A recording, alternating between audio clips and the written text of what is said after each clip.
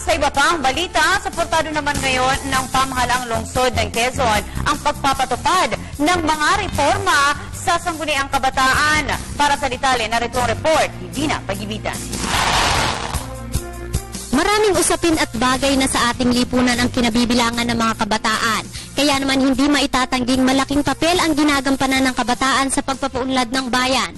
Ang Sangguniang Kabataan Elections ang pinakamalaking kontribusyon ng mga kabataan sa ngayon. Sa darating na October 28, nakatakdang ganapin ang Barangay Elections 2013.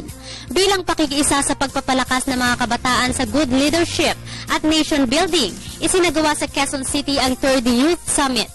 Dito binigyang diin ang pagsuporta ng Quezon City sa pangunguna ni Quezon City Mayor Herbert Bautista sa pag-abolish pagpapaliban o reforma ng Sangguniang Kabataan Elections. Ang 15 to 17 na edad umano ng mga kandidatong kabataan ay hindi sapat upang mamuno dahil wala pa itong sapat na at eksperyensya.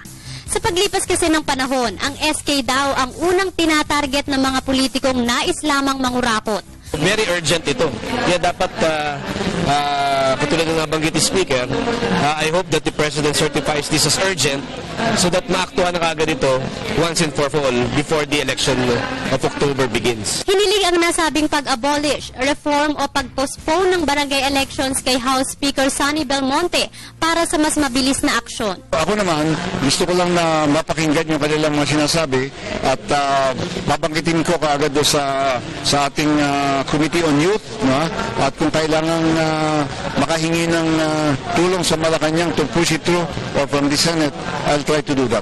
Nakatakda ang submission of budget para sa 2014 sa mga probinsya, munisipalidad at barangay sa October 15. Kung hindi maaamyendahan ng Kongreso, magpapatuloy ang nasabing eleksyon. Para sa Telebisyon ng Bayan, ako si Dina Pagibita.